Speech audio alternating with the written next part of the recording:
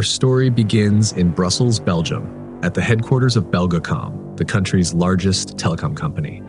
Think of it as a digital fortress, a central hub for international communications. Its network was assumed to be impenetrable, right?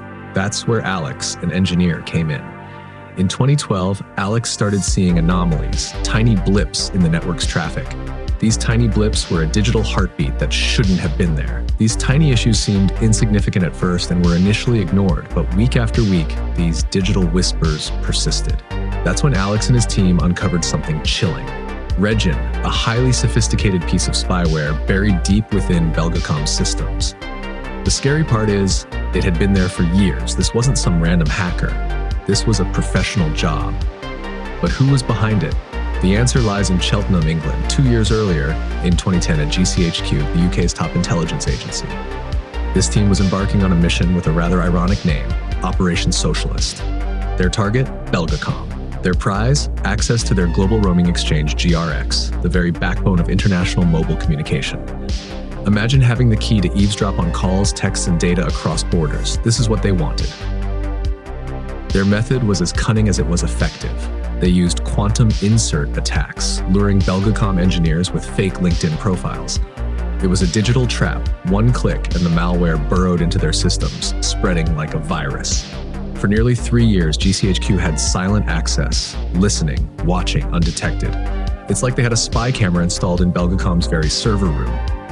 Then in 2013, the impossible happened. Alex and his team finally pulled the thread, exposing Regin for what it was. Disguised as legitimate software, it was almost invisible. It was like finding a ghost in the machine. The level of sophistication was beyond anything they'd seen before. This was not amateur hour. Belgacom called in experts, and the reality was even worse than imagined. The breach had been ongoing for years. They were being watched, all the time. But just as this story was unfolding, another one did as well. The name Edward Snowden started to dominate the headlines around the same time in 2013. Snowden's leaked classified documents unveiled a shocking truth. GCHQ was behind Operation Socialist. It was the first time one EU nation had cyber-attacked another. The news sent shockwaves across Europe, sparking outrage, suspicion, and a serious lack of trust. It made you wonder, who can you really trust in the digital world? Belgacom invested heavily in security, fighting to rebuild its reputation and client trust. But the damage was done. The attack shattered the illusion of security, proving that no system is truly impenetrable. This story left a crucial question.